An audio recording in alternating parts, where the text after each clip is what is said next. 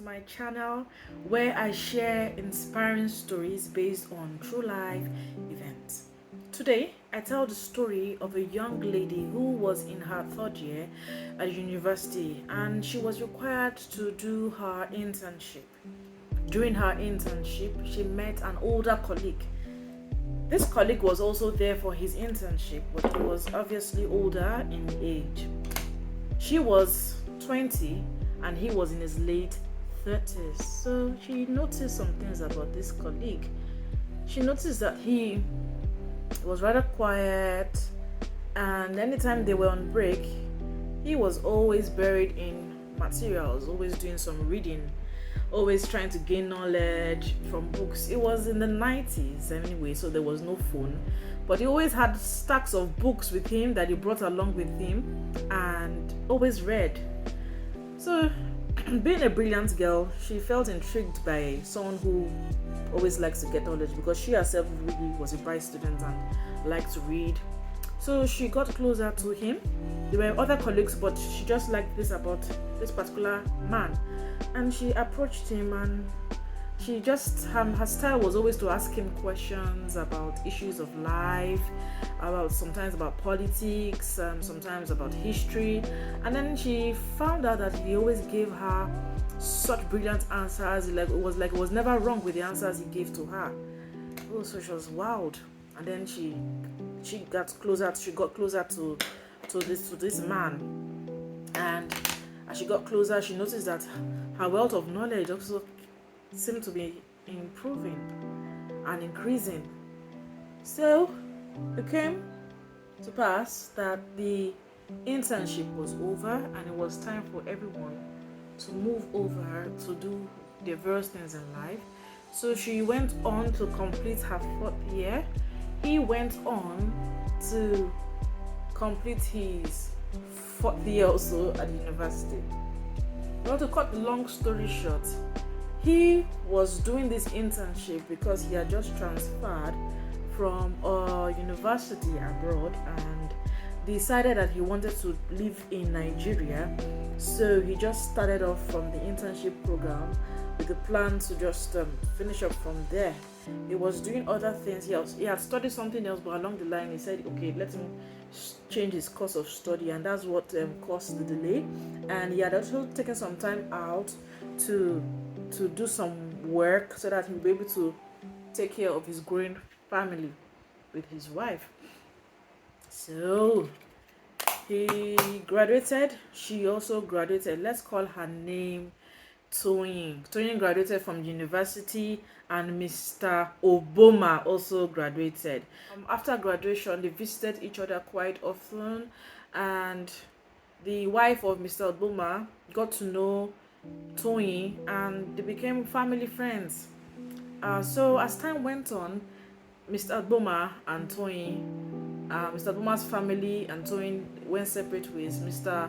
Obama moved to another city while Toyin remained in that particular city in Nigeria, and they didn't hear from each other for over 10 years. But one thing worth mentioning in this story is that during the time where they were together doing this internship, Toyin would always meet Mr. Obona and ask questions like, Mr. Obona, I know you're a Christian, and I would like to ask some questions pertaining so and so. How do I know my purpose in life? How do I know my calling? And Mr. Obona will always tell Toyin, follow your heart, follow your heart, follow your heart. Meditate on God's word. Spend time with God, because God truly speaks. Ask God this kind of questions because He is the one who even created you. So this was the consistent things that Mr. Obona kept telling Toyin, and Toyin held on to these words. Now Toyin came from a family where she was looked after by her aunt. Her parents were not in her life. She didn't even have a father in her life. So automatically she looked at Mr. Obona as both a big brother and a father figure.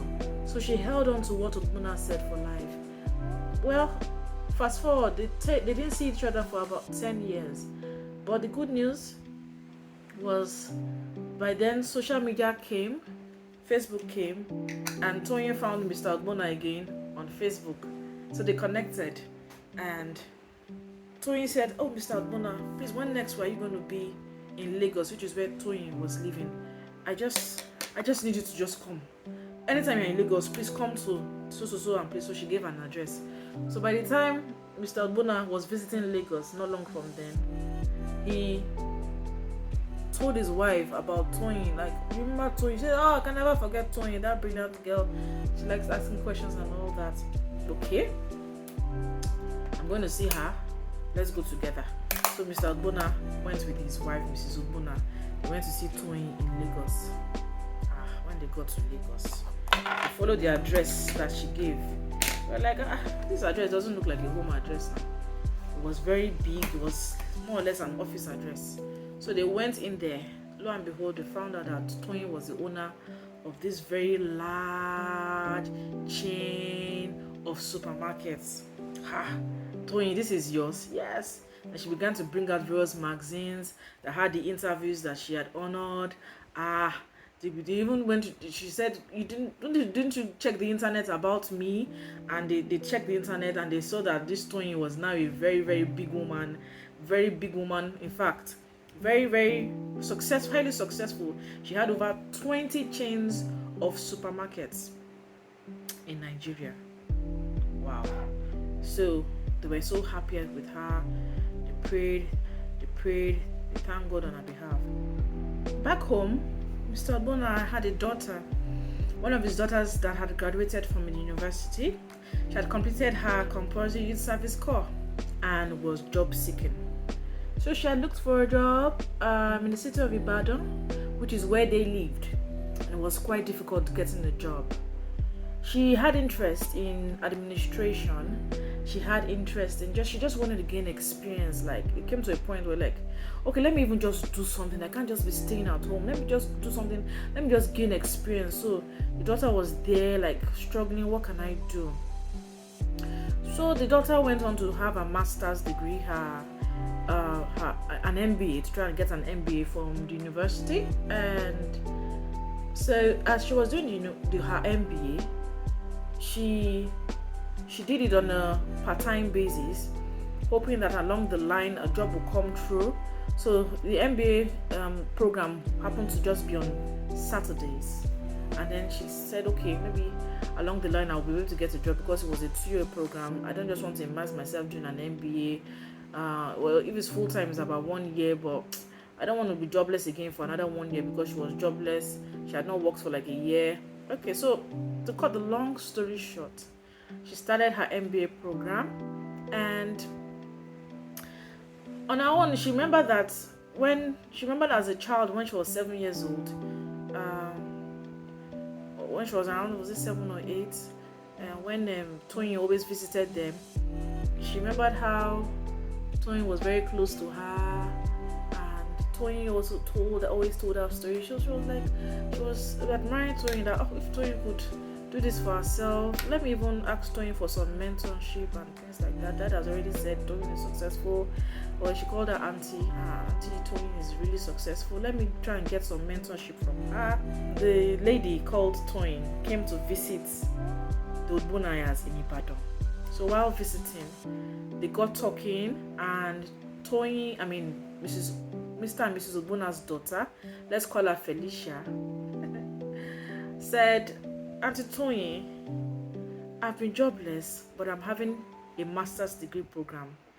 Please, can I do some form of internship at your place of work where I could even gain knowledge on how to run a supermarket?" Toyin was really impressed. She was like, wow. She turned to Mr. Adbona, "Why didn't you tell me since all this while you had a daughter who needed a job?" So, of course, being a principled person, Felicia was set on the path of going for interviews. After doing the interviews, and her test and interviews for the administrative role, she passed, and Toyin had no doubts as to why not she should be employed. So she employed her, and she began working. That's Felicia started working in one of the branches of Toyin's stores. While Felicia worked in Toyin's organization, she was diligent, She handled every task given to her with utmost careful responsibility as if it were hers. So it wasn't any surprise that she rose to managerial position. And when the time came for Toyin, now called Mrs. Alaba because she was married to Mr. Alaba, it was time for her to expand her business, and she wanted to expand to having as many branches as possible. She started doing what we call a franchise. She started giving out her business as franchise. So when Felicia showed interest, as having worked with her for 5 years, Mrs. Alaba had no reason or no doubt as to why Felicia should not own a franchise of her business. So very easily, very smoothly, Toyin qualified to own a franchise and got a franchise of this organization. What's this lesson of this story? Because I like to tell lessons. I'll tell one lesson and I'll allow you lovely viewers to drop the lessons you have learned from this story.